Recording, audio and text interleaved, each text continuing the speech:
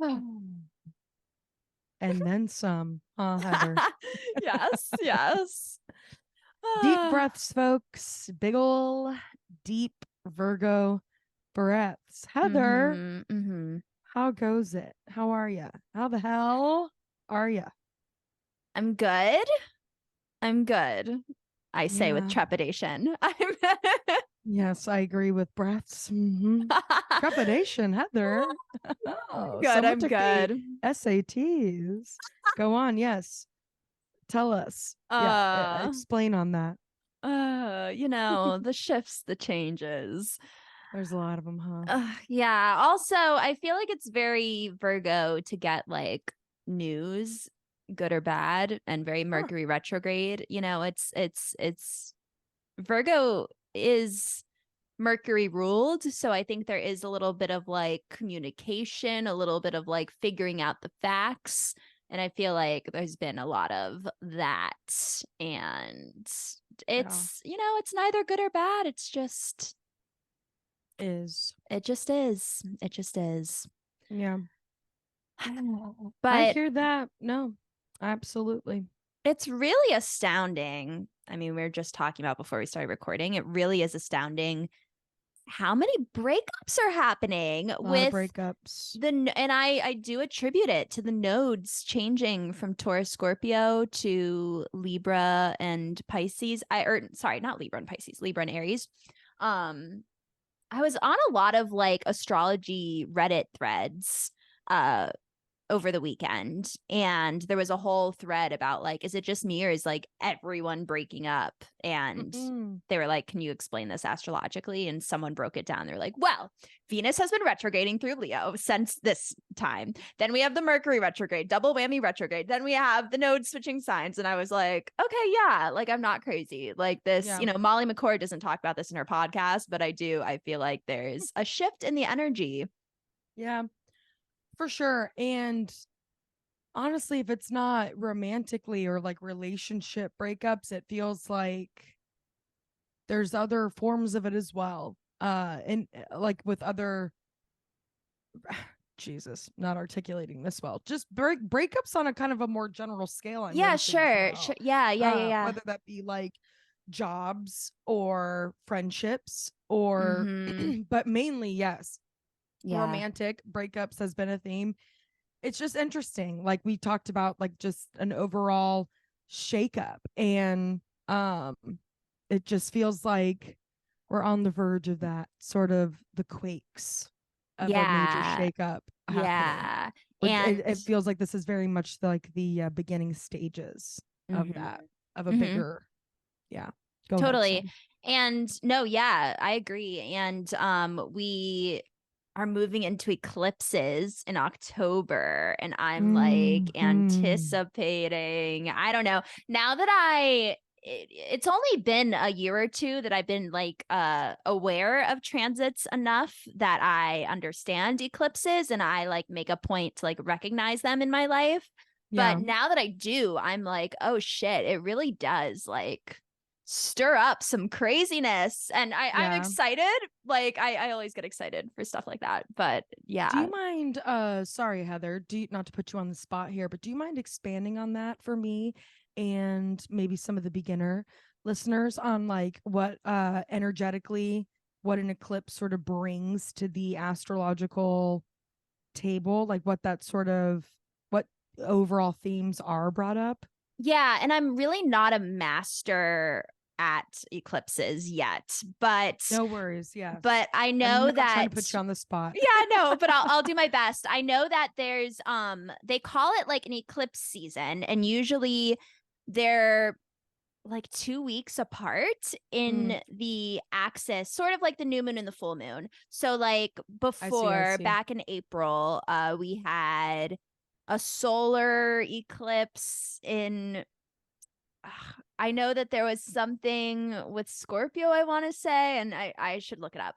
But I think it's usually like, Scorpio and Taurus, or it's usually like the opposite signs. So in October, I believe, I should just look it up right now, but I believe it's Libra and Aries. And That it's would make sense. bringing up these themes even more of like the nodes, being in So like Libra. depending on what like sign the eclipse is, just like with like a new moon or a full moon, similar to an eclipse, whatever sign it's in, it's bringing that energy to the overall bigger Collective, sign, but yes, it's of where the because sun's at. it's yes, and because it's like an eclipse, it's often, and it's gonna affect you more if it is, hitting your planets. Like, if this is an Right, Aries and Libra, it's gonna affect you more if you have an Aries sun, if it's at the right. same degree that the eclipse is happening. But it's supposed to, and I've experienced this myself. It's like weird, like twist of fate. Like it does, it just like brings things, Yeah, sometimes externally that like changes things for you internally, but it often does be like the idea of an eclipse is like a whoof, like a like a twist, yeah. like all right, now we're Like doing a didn't new see that thing. coming. Right, exactly. Like an exciting little, well, my Pisces just enjoys that. But that's exciting. Oh, a spontaneous little turn of events here. Right? I Woohoo! know it is. I get That's excited always so too. fun. Okay, so solar Go ahead, yes. eclipse October 14th at Okay. 21 degrees of Libra. And right, they're saying it's going to affect all the cardinal signs because if you have Cancer or Capricorn or Aries, it will hit it at a 90-degree angle or an opposition. And then hold on, I want to get all of this correct. But yeah, I'm excited, and since I've started paying attention to them, okay, so there was a total solar eclipse in Aries, that's what it was, in April. Oh wow, that was the And last one we had. yeah, Wow.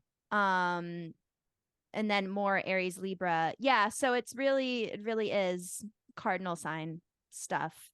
But the Aries Libra themes are about like individual power versus relating to others in relationships. So it makes sense that it's affecting a lot of like, yeah, partnerships.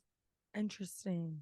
Uh yeah, how you feel That's powerful as an interesting. individual. Yeah, it is, And so right? they're calling it, so like you said, it's being referred to as eclipse season. Yeah, yeah. So when you're in this, like in October, we're gonna have the solar eclipse and the lunar Right. eclipse like back to back. That's like you're in eclipse season. So they say that even in the time frame between that, things are like heightened. There's Because just they're a so close heightened together. energy. Yeah, Gotcha. yeah. Interesting. I'll say, I mean, in April, God, I was experiencing some weird ass shit. So I think there's something to it. Yeah. No.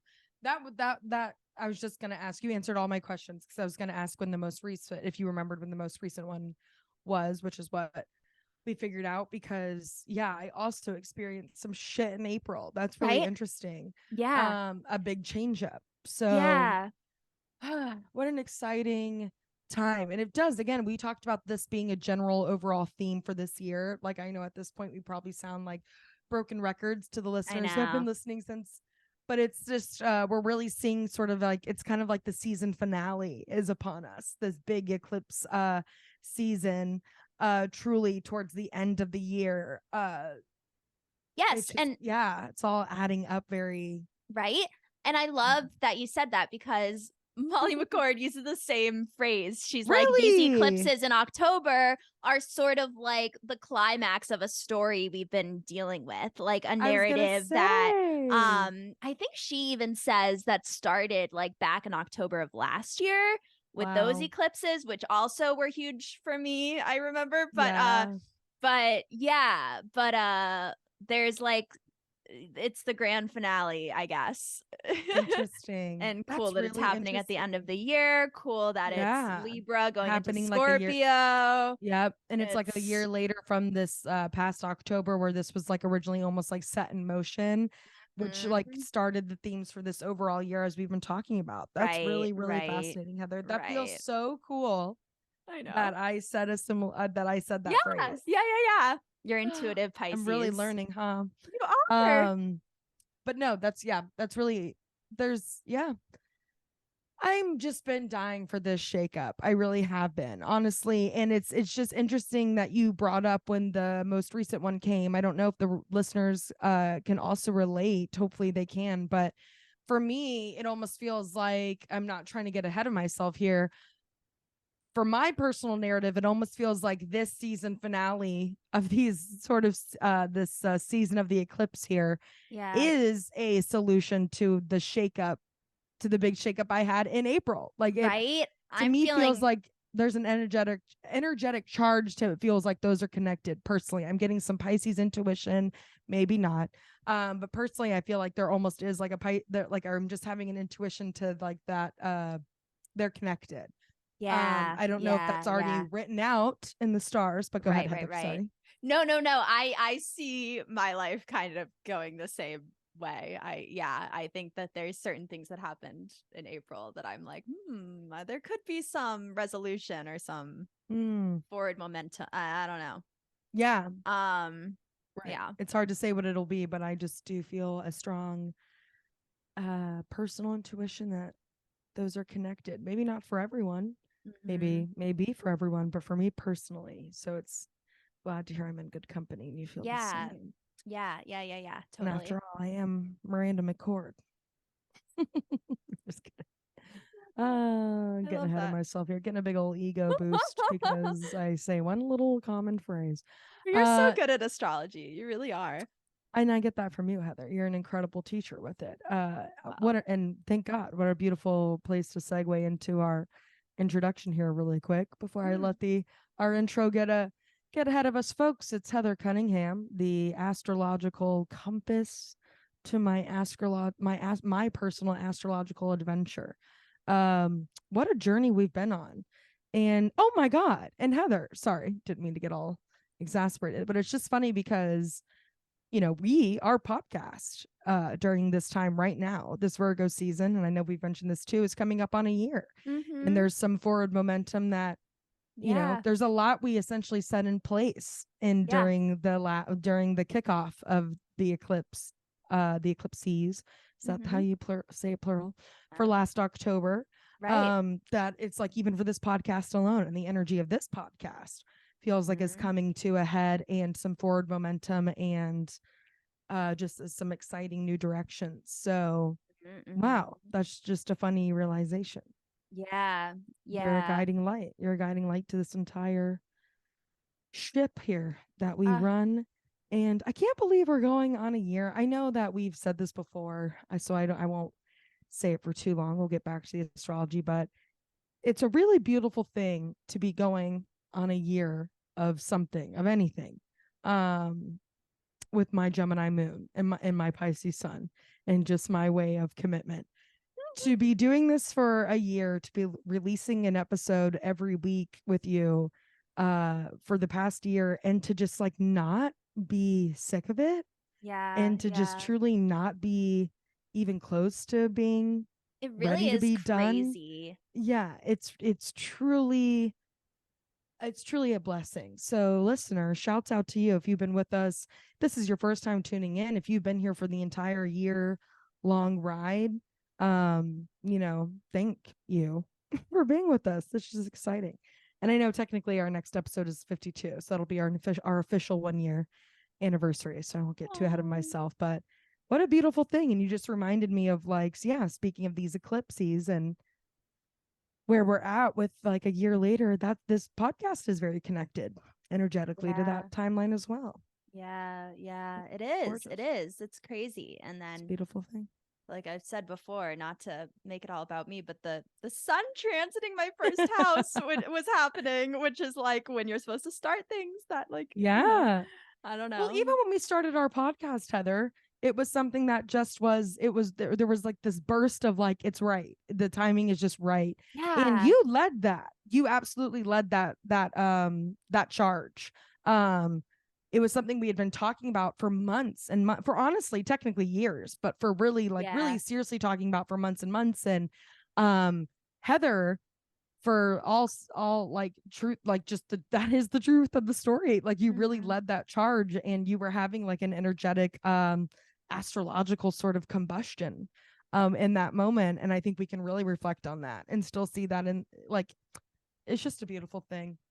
It really, Yeah, really, yes, thank you. I was trying to do it on my own for years, and I really realized that I needed someone else and specifically you, and I could not do this without you. well, and I was a guest on that podcast years ago, Mm-hmm. which is such a funny, um, yeah, I just couldn't be having more fun doing this. Yes. And co-hosting this with you and Same. all the wonderful things it's brought to us on a personal level. Mm-hmm. And yeah, not to Mm-hmm. get too gushy during Virgo, but hey, I'm I having know. my third eye's open. Yeah. Okay, blame it on that Mercury, right? Yeah, yeah, yeah. Um, but yeah, Um, no, it's just a beautiful thing. Go ahead. Yeah, it's been such a Saturn return thing too, I think, to like Yes. let go a little bit. Like I Hmm. was so for years like everything has to be perfect. Like Hmm. it's interesting how Saturn is like it's like a planet of like, you know, being in your authority, and it's a bit of a perfectionist, and like you know, it feels very restrictive, and it's the planet where you're hard on yourself. And I feel like a lot of my Saturn return, instead of being harder on myself, it's been like, wait, I can let go. Yeah. And like, that's how you achieve, maybe. I don't know. Yeah. Like No, letting go of perfectionism. that's a beautiful way to put it, truly. I was gonna say there's so much that's yeah, there's also just so much that's so tied into these years energetically or this time energetically. And then on to top it all off, yes, it's happening during a very pivotal moment for us both and a lot of the folks I know who do listen. So, yeah. And what a beautiful way you put that too, Heather. Because again, I think the point is not, it's not to say Saturn restart or Saturn refresh. It's called a Saturn return. Right, right, right, right. So, there's there's a point to me that the whole idea and what I understand about Saturn returning is that you are taking sort of all the places you've been during that time of Saturn making its route, right? You're taking all of those learned experiences with you. There's Yeah. lessons learned, there's new ways to there's a new relationship in that we have with ourselves. Hopefully, I would think you want to say hopefully cuz Yeah, yeah. there's a sense of you're still you, but also just in the way everywhere you've been, everywhere you're going to continue to go cannot help but play an energetic part. Mm-hmm. And it Mm-hmm. and energy is it's strong, right? So there's a It change that happens. is. I don't know because yeah, it's interesting that you say that, Heather, because during this time there's a lot of really interesting sort of universal experience, or there's like things happening to me that do feel like aren't happening because of me necessarily, but sort of around me that are really forcing me to pause and go, damn, that's some heavy Saturn return energy right Mm. there. Or like, Mm. and it's really interesting to see all the ways in which we still are ourselves and the ways we still Yeah. embody that. But then also the way like you're meeting a new version of yourself during Saturn return Yes. Yes. too. Yes. Yes. That's Yes. just my opinion. I could totally Yeah, be wrong yeah. with that. No, I'm with you. I'm with you. I looked it up recently, and I wonder if it's the same for you. I mean, we were born very close together, you and I. That's right. So I looked it up, and apparently the Saturn return for me is officially over in April of 2024, which feels like Wow. kind of soon. I'm a little Yeah, bit like, am I really gonna like, but you know, I'm sure it lingers, you know, of energetically. course. But yeah. And you take it with you. And I think there's a Mhm. reason, like, yeah, our Saturn doesn't return for like just a night, or there's not just like a quick phase of it like the moons. It sticks with us for like it's such a transformative year. And again, I think a lot of the energies that happen within that specific year are extra heightened, and there's bigger moves at play There is specifically for the bigger energy you're experiencing. totally, Um, totally, and I'm sure, totally. I know that doesn't just apply for Saturn returns. That kind of goes for anyone at any point. But Mm.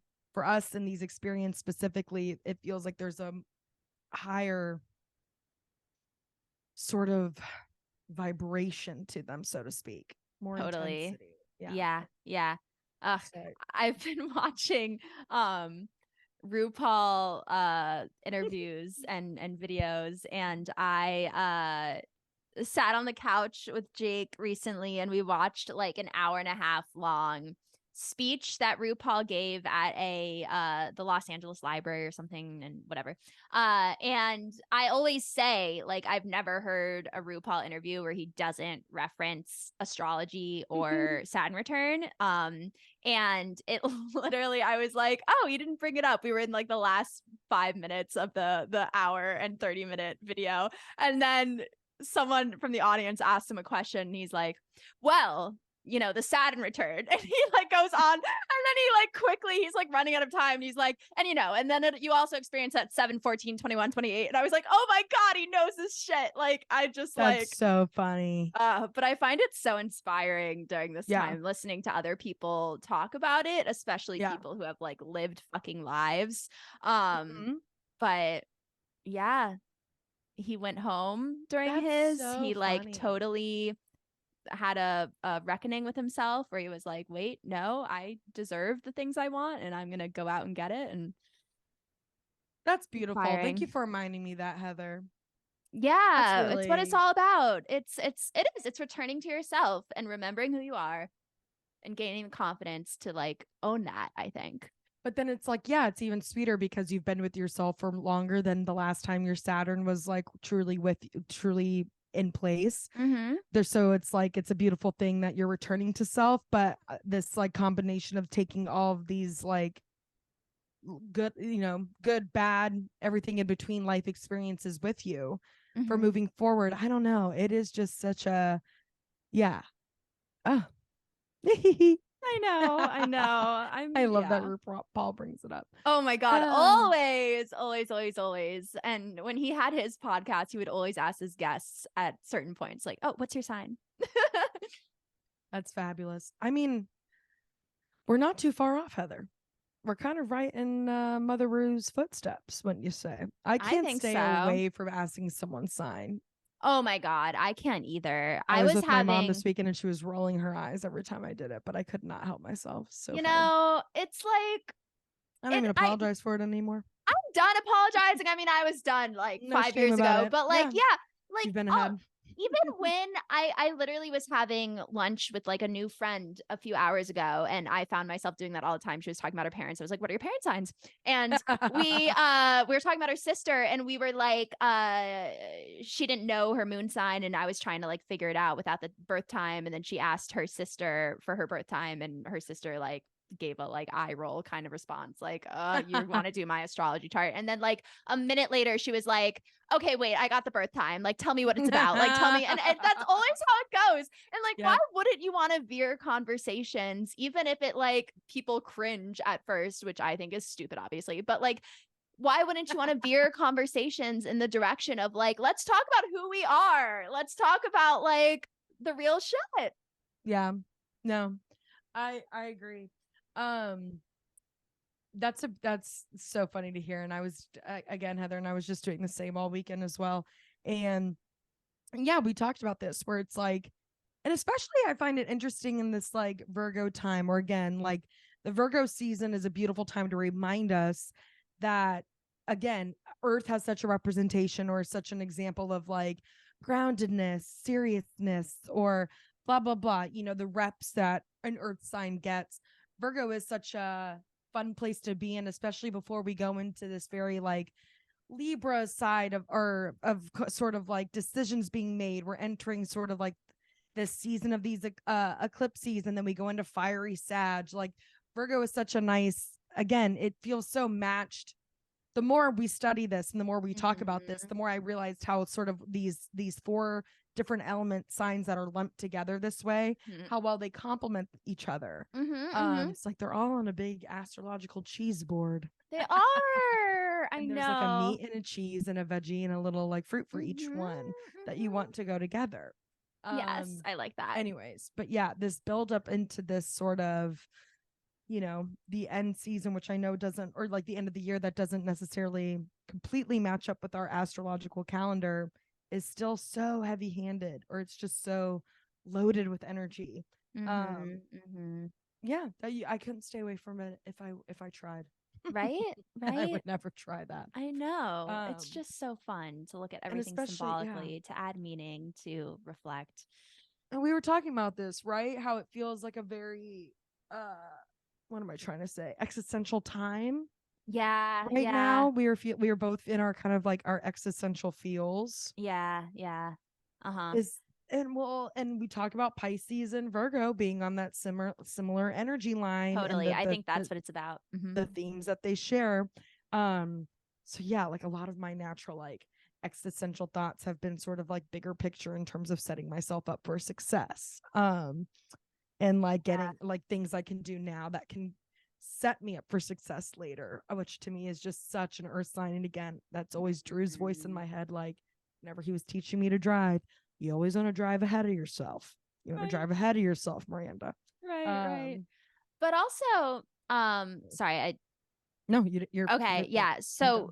also Virgo, I think, is like, uh, yeah, Virgo, like Taurus, I think, is about like the steps though. And Molly Yeah. McCord keeps saying that, Virgo is the perfectionist sign, and it pays attention to the details, and it wants everything to be as perfect as it possibly can be. But with that, a big emphasis of Virgo, or a big way to like balance it with the Pisces axis, is to have self-compassion and to realize nothing is perfect. And that Mm, is like a theme of Virgo season, I think, that we need to pay attention to. It's like, yeah. yes, try to make everything the best it can be, try to plan, try to get all your ducks in a row, but also realize, have compassion, Does because we're Virgo human. have a yeah, does would you say Virgo has a natural like do they have an is it more of like a negative outlook energy like the glass is half empty or in your like I don't know if that's even a correct like No, no, no. question but That's a good question, because in a way I almost want to say yes. Because also they say it's the sign of like the fixer. It like likes to fix mm, things. It notices what isn't working and gets a lot of mm, satisfaction out of making it work, making it efficient. It's also the uh-huh. sign of service and helping. So there is that narrative of like, and it's the critic, so it is, it's like noticing, what's not working. And I think that in a way you can argue that it's like a glass half full kind of mindset. But I think that's why it's Interesting. interesting that its opposite is Pisces, which I think is like opposite of that in a lot of ways, right? Like Yeah. Pisces is the dreamer that sees everything in like rose-colored, glowy, it's everything's spiritual and it's all fine. Like it doesn't matter. Yeah. It's like I think Pisces is maybe yeah, if Virgo's the critic, I think Pisces is like anti-critic or just like totally. not like the title would just simply be not critical like Yeah, yeah. maybe almost to and again to a fault I To a think fault. that but in a way that I think Pisces is just like it's an energy of like I'm a water sign and flow who would I be to criticize like and criticism I think is can be such a rigid to me that's why it works for Virgo there's limitations to it there's like it's like kind of what you're saying Earthy. Heather when you were saying that to me I'm like it's like Virgo is like wants to play the game but wants the rules to be followed like it's like Virgo will have fun with limits whereas a Pisces is Right. like what the fuck are the limits doing here how Yeah. are we supposed to have fun with limits Totally, totally. there's almost like it's like Virgo is sort of like again, if they're just two different elements in the way they express those themes. Virgo is sort of like it's like a let loose sign, but like within the realm of reason. It's like Right, whereas right. Pisces like reason, what's that? That like I don't know. It's like to me, Virgo is has a lot of really it's fun in the ways that Virgo is a lot like Pisces, but in its earth um element way there's Mm-hmm. still not a rigid I don't want to say rigid because that to me can kind of sound like a negative but there's Yeah. it's not flow it's earth it's not No, quite yeah, it's yeah yeah. but it still encompasses a lot of what Pisces yeah again it's those Pisces themes I really see that with Virgo and again I'm biased I am a Pisces so I think it's easy for me and I'm Mm-hmm. surrounded by a lot of Virgos whether I like it or not Mm-hmm. um this weekend I was with my mom's side of the family. Two of her out of her three brothers are Virgo. She married Whoa. her husband, who's a Virgo. Right. There's just so many like Virgo men on that side, so you'll have to excuse me. Wow. I think I'm a little biased right now with the Virgo-ness. Yeah, yeah, yeah, yeah. While she herself is a Libra. And then yeah, her other brother's a Libra. So like their kids are like these Virgo Libra. It's like, yeah, they had Whoa. 5 kids total. And yeah, can you All believe born in that? that September, October. Realm? Yeah. Yeah, wow. Kind of funny. That I'm is not gonna do the crazy. math. I was just with my grandparents. I don't want to go there. Um, but Mhm. yeah, it's so I'm surrounded. I think I'm biased because of the fact that I'm a Pisces myself. I see a lot of the Virgo themes. I'm very close to my dad, who is a Virgo. Surrounded by Virgos in a family way. Was surrounded by a lot of Virgos who we did theater with, Heather, too, and like or just like so the Virgo energy. It's something funny. I find it familiar, while it's still kind of quite an enigma because I Yeah. think the ways in which me and Virgo are different are very like it stumps me, but again, Yeah, it's just the yeah. way the elements express themselves. I find it so fascinating. I really do. For a Yeah. while, I said Virgo's the sign I understand the least, and I Mm, feel like I'm starting to get it more. you're Um, maturing to your Pisces undertones are starting to understand. Yeah. yeah, yeah, yeah. Well, if there's any room to like try to understand, ooh, Pisces will fill in that gap, baby. Mm-hmm. It's Try to true. understand. Pisces said, "Oh my God, I would love Yeah. to do nothing more than try to understand." Right? Always, Where and like always. yeah, whereas I think of Virgo's like, oh my God, you can't keep getting ripped off by the same car mechanic. No, I'm just kidding. I'm using an example from real life. But anyways, yeah.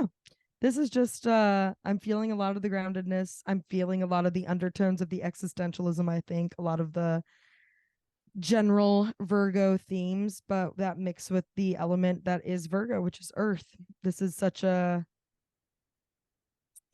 something that can be like I know that earth is such a getting rooted time, but honestly to me some like imagine that like something to me that's sometimes what couldn't make the ground shakier, attaching Mm-hmm. yourself to it, getting Right? yourself it like dug deep into it so that you can finally settle. Like that Mm-hmm. part in itself is a shaky time, but very earth of wanting to get rooted and doing the movement and the forward motion and taking that energy to do so. That can be a Mm-hmm. shaky time. That's like how I try to talk to myself with it, that while this is an earth and grounding time, the action of getting grounded can be a rocky, shaky, unstable one.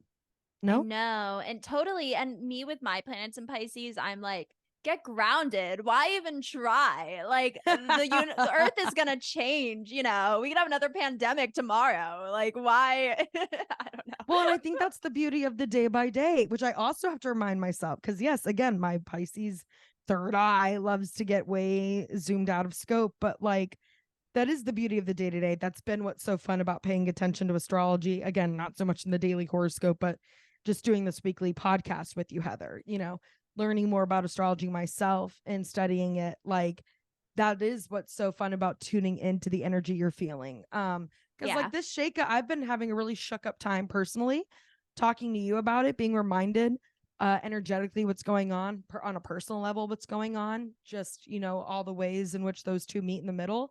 I've never felt clearer and weirdly more, just talking it out. Mm-hmm. And did we mention that Virgo can be a relationship sign or no? Yes. Uh-huh. Am I Uh-huh. making that up? And No, I you're feel not. like in the same way that Pisces feels most alive, connecting human to human Connecting. by relating and talking. Yeah. To me, Virgo is also a sign that really expresses that in its relationships, deep personal or like under the surface. Because that's earth, baby, getting under the Yeah. roots, getting Uh-huh. under the Uh-huh. surface, which is Uh-huh. Virgo. It is. So It it is. could be a shaky time, but it's a deep, meaningful, powerful time. And that's why we got to pay attention to it. And again, Totally. I'm talking to my Pisces as well, Heather. I I know. am You not get it. preaching.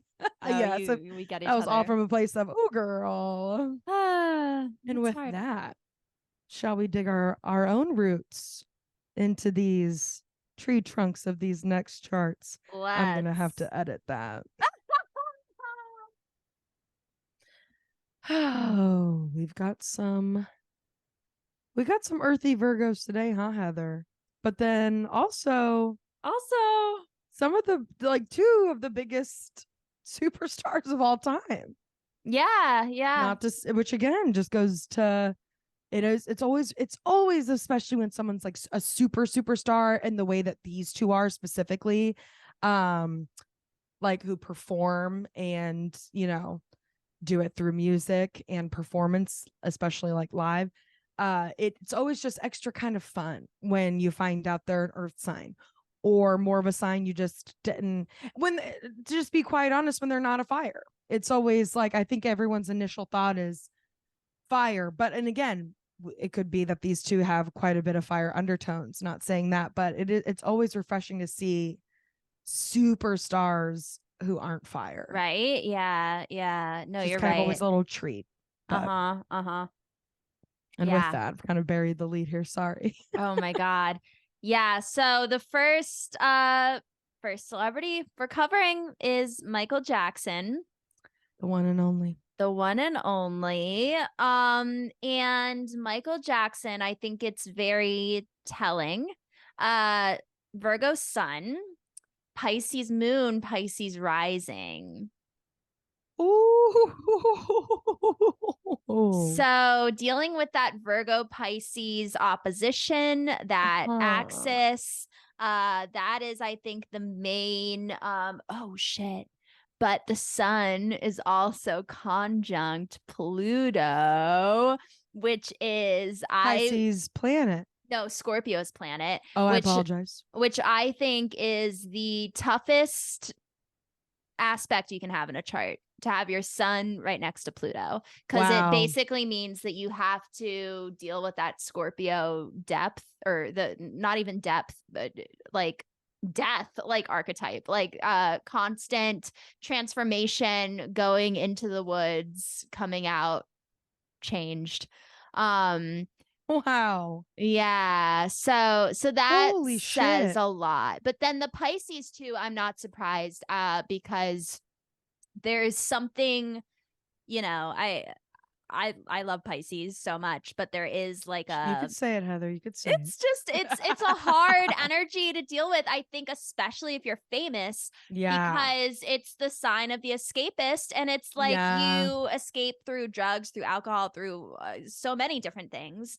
Mhm. Which And becomes which all those things become at your fingertips when you're in a right, level it of becomes fame. that much And easier, tale and as old as delusion. time. Yeah. Well, and then I was going to say tale as old as time. We know that like fame can bring about a lot of ugly aspects of it as well.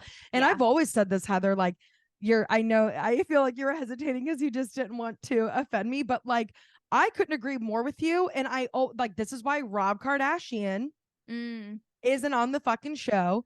This is why Totally. Courtney, he's a Pisces sun.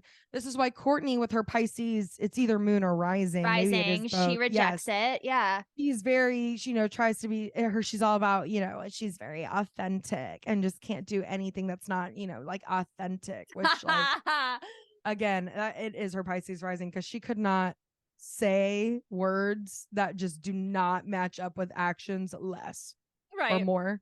Anyway, but no, I've always said that, and like I just feel like Pisces make like this. I feel for little baby Olivia Rodrigo, because or just in anyone who's like Justin Bieber, or just I just like, yeah, I think we see this really level of that fame. I don't think is healthy for a Pisces. I just really don't.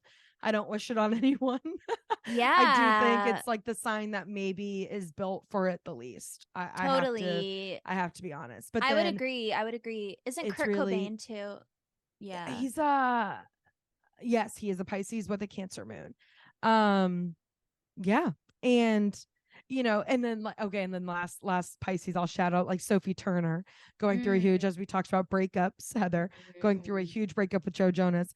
And I originally was like, oh dear, oh, she's a Pisces, like this is going to be a lot. And then God bless, everyone's on her side.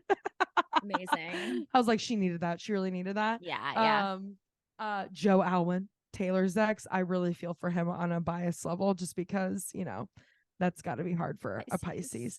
Yeah. Anyways, my whole point is, Yeah, it's really extra interesting to hear about this is the one thing I wanted to add really quick, and then I would love for you to move on. But it's really interesting to hear his Pisces moon and Pisces rising, because I think when it comes to like a childhood, he feels like was lost for him, being in the Jackson 5 so young and being in this, famous family. And um I think a Pisces that didn't have that balance of a childhood, that experience as well, that well-rounded Yeah, feeling of getting to yeah, be, that's more of why I think fame has to be really hard for a Pisces, because yeah. to me it's that well-rounded energy, that well-roundedness energy of wanting to experience all of life. Yes, And I think yes. the reality of being mega famous is that you're missing out on a normal human experience, which is such a huge important aspect to being human. You put that Um, so well. Go Yes. on. Yes, I just Yes. wanted to add that. Really interesting to hear that. And then needing love in that way of, when all you've ever known is an audience who screamed Yes, your name and and loved you, and then your Pisces moon with Pisces rising who got your totally. childhood stripped from you. Yeah, and Yeah, fame I don't is know. such a shallow, it just puts you in such a shallow space, and Pisces needs the opposite of that. And Mm-hmm. yeah. And there is a level, Um I think, of awareness of, for most really famous people, where you realize I'm a product to sell. mhm. I make all this money Yeah, for yeah. corporations, for that level of fame. Michael Jackson's making so much money for so many people. Um, and that's such a harsh reality for a Pisces. One last thing I want to add, Heather, and I promise you may absolutely take the floor. There's a recent interview of Michael Jackson going around. It's pretty, I don't know what year it's from, but it definitely looks like it's like around the Thriller era, so to speak. Like, it's definitely young, old. It's an older video with younger Michael Jackson, and he's someone's it's so funny because someone's like, he's like, I can't say that, I cannot say that I like touring, I just hate touring. They're like giving him notes. They're like, can you see, you got to seem a little more enthusiastic about tour. And he's like, I just hate it though, I really hate it, that it nearly kills me. And he's talking about, he's like so authentic, like they're Yeah, like, okay, damn. action. He's like, I love Torrin. And like Gaston, like everyone, they immediately can't use the take because the entire set laughs. And then he cracks up and he's like, y'all made us lose that one. Like, it's so That's funny, but funny. like you could see how he just really meant, like, I don't want to say what I don't mean. That like Right. really, it like bothered him. He's like, to say, and then but making that amount much money as a Pisces too, because I think in order sometimes to make a lot of that money, you do realize how much of it is a shallow way to get it, or not the nicest feeling, or it's very inhumane. I think it's a very Mhm. inhumane feeling. Totally, totally. I I couldn't can agree only with you imagine. more. Yeah, Go on yeah. and Yeah. watch that interview, folks, if Yeah, you get that's really that's funny. interesting. Totally. Yeah, this chart is crazy. It's I mean, Sun conjunct Pluto, like I said, fucking intense. Opposite Moon and Ascendant in Pisces. Then all the personal planets, well, not all of them, but Mercury and Venus are in Leo. Great performer, obviously. Mhm. Uranus is in Leo, and then all of those planets are connected to his Saturn, which is right on the midheaven, like right on it in the same degree. So I am sure his Saturn return was when he dropped his mega big solo career album. But there That is makes sense. such a narrative to this chart. Um, Mm. that yeah, I totally get the intensity and also like the weird almost faded quality to like career success and performance and being a public persona. um yeah, it's it's Like, very, it was inescapable. yeah, I think so. And also I I know you hate to say this, or not hate to say this, Heather, but I know we like to be very specific and clarify that it's not that your reality or your story is always written in the stars, but it yeah, is always interesting to see the stars sort of tell a similar story to what is lived. Yeah, I think and it's again, more. yeah, Mhm. not to say that you can't write yourself a new story by any means, but I think that, yeah, I find it interesting that there is always a similar narrative amongst someone's chart Right, from right. what they've lived Like, on this level of stardom. I mean, yeah. it's Like, always again the mega stardom ones. right? Totally. Like Saturn Sorry. conjunct the midheaven could just be like a really successful professor or, like a Right. really someone who takes their career very seriously. But like the fact that there's all these energies that I don't know, and it's Michael Jackson and it all manifested the way it did. It's really interesting. Mm-hmm. Um, but yeah, there's like a good balance of fire, earth, and water, not a ton of air. Um, which I think makes sense. Maybe there's a Yeah. little bit of trouble like detaching. I also read that he Mm. was like uh abused by his dad, and his dad like created the Jackson 5 and like forced them to rehearse like crazy growing Their up, dad was a and piece of shit is, yeah, Saturn kind of how the conjunct the story midheaven. goes. Yeah. Yeah, that makes sense. And the Pisces moon in the ascendant is like there's a victim thing. But Mm. Yeah. also I mean, not to say then there's all the crazy shit he did where he made other people as victims. But Yeah, that's just it, right? Like it's a sad thing when someone is a victim of something that also they're accused for later. right. Because to be quite honest with you, not to sound ignorant, I don't know if they ever, if anything was ever like proven, but there was like a documentary that came out after he passed away, and I Mm-hmm. remember I watched that, and I was just very sort of like, oh, Michael, no, I know. I think it's all and testimony. yes, yes. Yeah. And so, yes, exactly right, Heather. Like he was a victim himself. And it's sad that then he made, but then to also, and I'm not, yes, it's good that we bring this up because I think it's important that we're very clear that we're not trying to be like, oh, Michael Celebrating. Jackson didn't have a chance of uh being an Totally. abuser himself because of his astrological chart. But again, it's just interesting knowing the context of Michael Jackson and then Mm-hmm. hearing these key points in a chart that just do add up to like, that's a heavy point in a chart. Like that's a Mm-hmm. sad point in a chart, or historically, or Mm-hmm. based on other experiences of charts we've seen. Mm-hmm. Um, it's kind of it's just again it's just an interesting observation. Yeah. Obviously, we're an astrology podcast.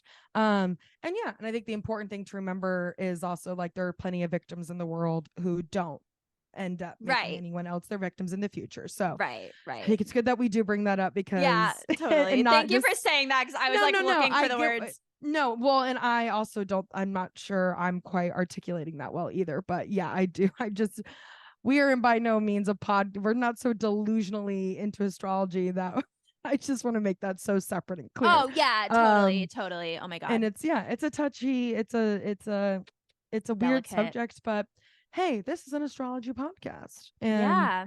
if when is there ever a time to we're sure as fuck not tiptoeing around a bunch of things. So Mm-hmm. anyways, thank you for bringing that up, Heather. But yeah, Yeah. exactly. But yeah, you're not wrong. You heard that right. As I have always understood the story, his dad was a piece of shit. Mm-hmm. So to all of them. And I think Michael might be the youngest.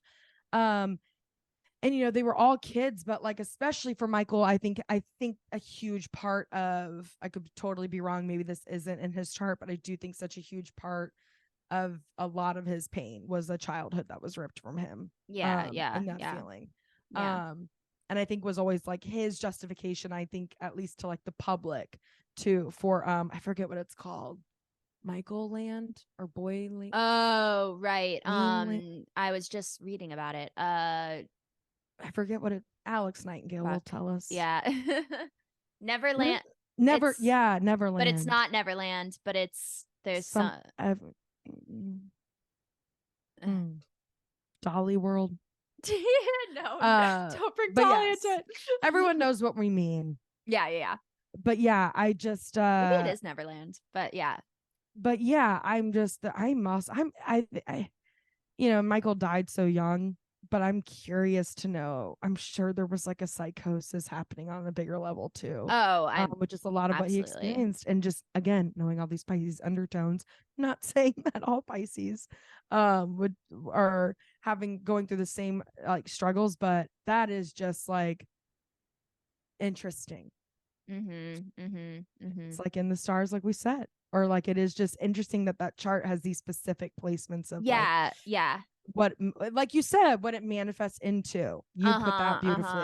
You really Uh-huh. articulated that well. Yeah, it could go a ton of different ways, but Like you said, really like he could have been a interesting. successful professor. Yeah. This could have been the chart of a very successful someone It else, could be. or It could have been, but yeah, it's who the had an way, intense romantic relationship, but instead it right? manifested The this way it way. Yeah. manifests. Interesting. Go on, Heather. Sorry. That's all I really have to say. I mean, I could get into more intricacies, but I think those are the main points. There's a lot of sixth house action too, which is Virgo's house of like work. Um, Mm. and that's where Leo is. So it's And with and with those the Pisces Virgo. matchups, Mm-hmm. work as escapism. Mm. Ooh, uh-huh. Totally, totally. Um, Interesting. very interesting. But yeah. Uh yeah. Crazy that also like most of the planets the next chart, all the planets are clumped on the Mm. top.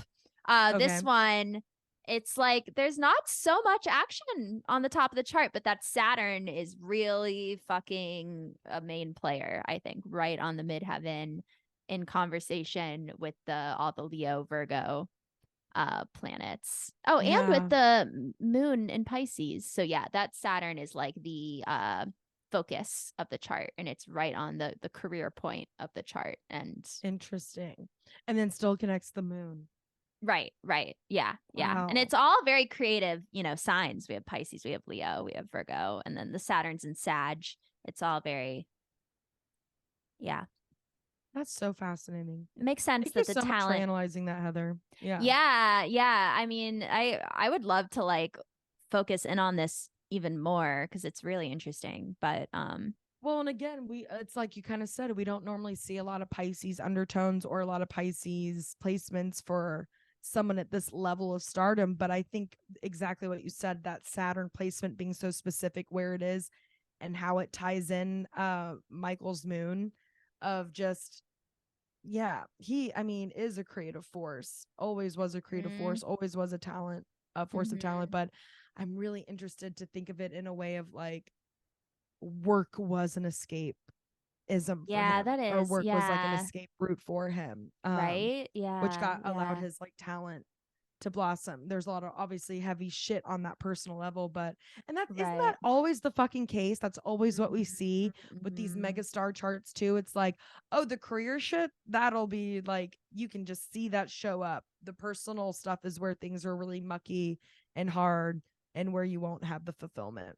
Yeah, um yeah, it's rare that we see a chart just like simply balanced at that level of stardom. Not to say that it, I mean, the quote, or like the cliche quote of like fame comes with a price, but it almost does.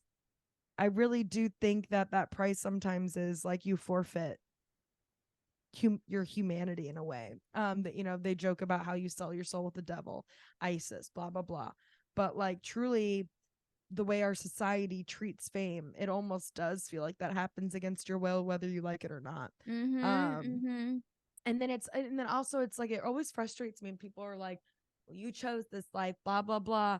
Unlike any other career, when you get to that level of stardom or fame, there's not really a reality where you get to walk away, No, it's or out where of your you get to just be control. It like, takes no on a life thanks. of its own, and it's Yeah, suddenly you are surrendering to this larger force. exactly. That's to me like the where it's like even with or without your like, and like Michael Jackson, yeah, chose this for himself at whatever fuck age he was when he was a part of the Jackson 5, a Absolutely family not. business Literally, essentially. I Like know. we forget that it is an entertainment business until you're at this level. And then it's like, okay, normal human rules don't apply. That's the shit Right. that really eats at me I and just know. like No, it's breaks fucked my up. heart. And I hate how people can justify it. Mhm. And this goes for all celebrities, not just even Michael, but like, Right. to me, I am kind of like, God, yeah, like I don't see where fame can't be the blessing part of it is so clear, Yeah. obviously great on paper. The well, not all of it, but like, yeah, the curse part, I think really, yeah, is something to be that people that we forget.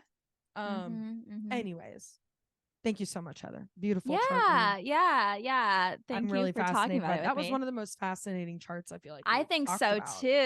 I think so too. in the year of This doing. next one's pretty crazy too. I am excited about Oh, I am excited about this next one and see what you have to say. That's interesting to hear about the clumps and the way that these are kind of like drastically different in that capacity. Uh, but giddy on up, cowgirls. Shania Mm. Twain. But Shania there's some Twain has entered the similarities. pod. Okay, some sad personal shit because Some intensity for sure. yes. So correct me if I'm wrong, Heather, but I'll provide just some of the context. I know that Shania had a kind of a rough upbringing. And I know this because I watched a documentary with her recently. Her Yep. mom was actually very supportive of her career, was very like, would Shania would have school, she'd be a young kid. And her mom would take her up to like the local bars in town and they'd stay up late so that she could enter in the karaoke night and just perform locally so people could hear her voice. And her mom would still, they said, she talked about how her mom would still do that, even knowing that when she came home, it was probably going to earn her a beating from her husband, Shania Twain's father. So, also similar to Michael Jackson, an abusive father who drank and was very against Shania, having this career and chasing this sort of dream. Yeah, And they were, yeah. if I remember correctly, did not come from a lot of money. Shania did not have like, Right. I heard she's that not she a nepo was baby. kind of like giving money to the family through Yes. singing. Yeah. Yes. It's one of those tales all the time, like country bumpkin from like Mm-hmm. from a small town but who has like who's got Talent. incredible pipes and yeah, and wants it. And uh was staying up late and not performing the best in school just because she needed to like sing and get out there. And so that was like it was an interesting story. But yeah, as you were talking about Michael Jackson, you reminded me that Shania Twain's father was also was like could be very abusive and all that while she was growing up. And then she lost her parents. She lost both of them. Like they're both gone now, and I don't think her father lived much. I want to say her father had passed away a while ago, and then her mom a little more recently. But then Shania was really kind of like on her own there for a minute, and then gets married. I know this Happy is marriage, so happy crazy. marriage. It's Shania motherfucking Twain. She's married, gets cheated on. Her husband cheats on her with her closest best friend at the time. And that's like devastating. And she like talks about how that was one of the lowest points in her life. And then her best friend happened to have, I'm not sure, I think was married as well. So her best friend was cheating on her husband, and Shania and her best friend's ex-husband now ended up sort of like consoling each other. Is that the right word? Right. Yeah, And yeah. comforting each other, being there for each other during this very weird, unique experience. And now are married. Yeah. Which, like, So again, insane. it's one thing that she's now that is something that could have happened in her small town. Like the husband, Yeah, you don't have yeah. to be a superstar Right. for that level of bullshit, like that level of shockery kind of type cheating. It's like soap opera level cheating to occur. The fact that it happened to Shania Twain, who got, like, that's a dramatic way to be cheated on, and you would think at that level of stardom, like that's not something you got to go through anymore, like you're out of that Mhm. bracket, like that's literally not a part of your tax bracket anymore. Again, cheating can happen at any in any It tax bracket can. and to any person, but that is just like, I remember thinking like, damn, like it's again, tales old as time, or that joke of like, if that person gets cheated on, like what's saving me, but wild, like just God had already been through like a lot and just Yeah. didn't need that. Anyway, Yeah. is Yeah. that in her chart, Heather? So there's Verbatim. That's in yeah. her chart verbatim. So it's interesting. So just like Michael Jackson, Right. she too has Sun conjunct Pluto. And it's Interesting. not as tight of, they say, tight of an orb. So like basically if you look at like the degrees on your chart, there's the little numbers like on top of the planet or next to the Right. planet that marks the like degree. So in order for it to be considered a conjunction where the planets are like next to each other affecting each other, it has to Okay. be at least 10 degrees. And so Okay. she has Sun at 5 degrees Virgo, Pluto at 15 degrees Virgo, whereas Michael had it like, I think like 4 or 5 degrees apart, which is like way more intense. But Okay. nevertheless, Shania has Sun in Virgo at 5 degrees, then Uranus at 14, then Pluto at 15. So when you have those outer intense planets, especially Pluto, which is the most intense of them all, like very close to the sun, that is like you are dealing with energy that's like collective and intense, but like that's a part of your ego development. And so it's Wow. really interesting that they both have that. Interesting. Yeah, there's like there's a part of your psyche that like wants to experience the depths, and you need to like transform and shapeshift, and often, power themes and betrayal and shit like that. So Wow. really interesting, but also Uranus, which is the planet of like surprises or like things happening in weird ass ways. That's really interesting what happened with her relationship with just the three of those planets so Yeah. close together. Yeah. Very crazy. And then okay, so Shania has Virgo Sun, Libra Moon, and Sagittarius rising. And it's almost all on the top of the chart. But then also I was reading that she had a incident where she like couldn't really sing anymore. Like she had a Oh yeah, I think she had to vocal get surgery. something in her throat where she like couldn't project, Yeah. which is also interesting.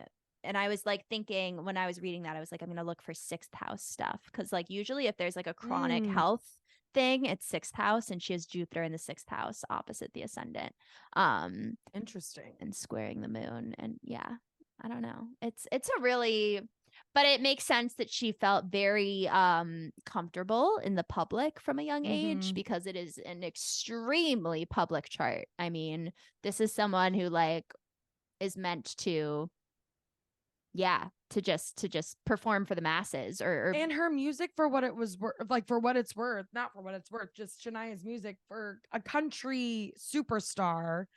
It was like country pop and progressive for women in a lot of right, ways that I right. don't think country music really was at the time that she was really, really popular. Not that she isn't still, but like when you think about just sort of the time that she was becoming famous in country, and she was so sexy, still is like so sexy, Mm-hmm.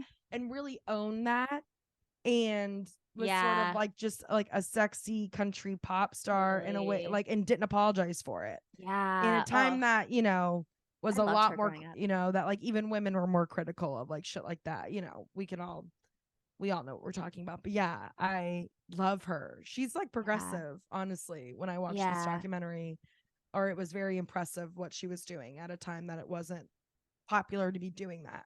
Yeah, Sun conjunct Uranus, progress. But also what you're saying, I think, speaks to the Libra moon, Venus in Libra, the Sagittarius rising, also like being feminine and for Yeah. women and sexy and not apologizing for it. That's all Yeah.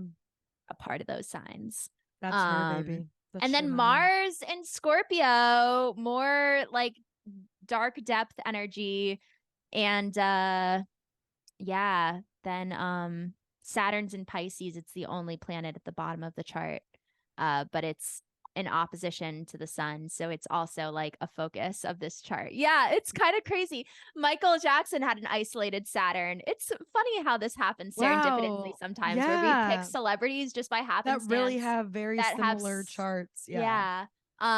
But yeah, Shania's Saturn is far away from everything else at the bottom of the chart, but forming strong oppositions to that Sun, Uranus, and Pluto. So it's yeah, again, a Virgo Pisces axis thing going on. Mm. She does seem so human as well. Totally. Oh my It's God. always really beautiful when people at that level of fame still feel like their humanity's intact. And these Pisces undertones, I think, really speak to that for both these charts. Absolutely. Yeah. 100%. Shania, come on the pod. You know she believes in astrology. Like I feel like Shania. Oh, I'm sure. And I'm sure Michael did as well. Yeah. Love all that Pisces. Love the astrology, or like when the stars absorb it. Talk about it. Gorgeous. Shania, come on the pod, sweets. Come feel like a woman over here. Yes. Heather, what a just intriguing pod. A good old time we had coming back, regrounding these roots. And then I know we got some shifts in the sky. Shall we give the listeners a little preview of what's to kind of keep on coming through during this Virgo season? Yes. So, not a ton happening transit wise. We finally get to catch a break. Yeah, I think the big thing that could feel like a major shift is, well, we had the Pisces full moon, which I feel like Pisces is always a big energy because it's the last sign of the zodiac. It really makes you existential. She's so dramatic. I know. But Pisces is so dramatic with her energy. You know, we live with it. It's her way. But but Venus went direct recently after being retrograde from like July 22nd to a week ago or so. So big, that's a shift. And then Mercury has been retrograde, and you and I have been experiencing that. You with your flight delays, me, I got rear-ended. I didn't even tell you the other day, which I was like, okay, Mercury. It's all fine. God. It's fine. But yeah, so September 15th is the end of the Mercury retrograde. That is on Friday. And right before that, on the 14th, we have the Virgo new moon, which is in opposition to Neptune. And I know that it's also in conversation with Uranus and Taurus. That must be a trine because it's an earth sign. So there are these like outer planets connecting with the Virgo new moon on the 14th. So it could be, when you think Virgo and the moon, you don't think of like profundity so much. You think of like nose to the grindstone, getting your shit together. But there could be a little bit of I don't know, third eye messages, or just a softening. Yeah, there's like, because Neptune is Pisces ruling planet, so there's a little bit of that, which is cool. I love that. Yeah. We deserve some calm waters. We do. We really do. It feels like, okay, so we had a shakeup, right? The roots were digging into the ground. Now they're anchoring. They're securing. Oh, I always love your metaphors. Oh yeah, no, I was just gonna say it's also nice and kind of poetic that we have this like calm September before we get into the eclipses in early October. So again, nothing to fear, but just a lot of big energy on the horizon. Yeah. So no, you're absolutely right. I was just thinking that too. That I'm like, finally we can catch a break because as we know, this is always in ebbs and flows. So we take it day by day. That's why it's always so nice to pay attention to this energy. It's such I feel like I like have like the spark notes a little bit, right? To just like how to navigate like emotions and such of certain things I'm feeling when I'm uncertain about why certain energies feel so strong. It's important to like tune into that, and this day by day energy, like take advantage of this break, listeners. enjoy this calm before this. I don't want to say storm because that feels again like a negative, but it's just like it's a calm before the some more waves, I guess I should say. Yeah, it's a beautiful time. Take Yeah. advantage. Yeah. Oh, Heather, gorgeous. Ah, Thank you so much for being you. thank you for being you. I love you. I missed you. I love this podcast. Listeners, we love you. I can't believe our next episode is officially episode 52 and will be our official year anniversary. Just what a beautiful time. And I'm so grateful we started this in Virgo season. I get reminded of that. Or I've been reminded of that every Virgo episode we've done so far. It's true. The abundance is Beautiful. infinite. It The really abundance is infinite. I just woohoo. I love you, Heather. Love you. Love you, listeners. Love you, listeners. Love you, Peace out. Virgos. Bye.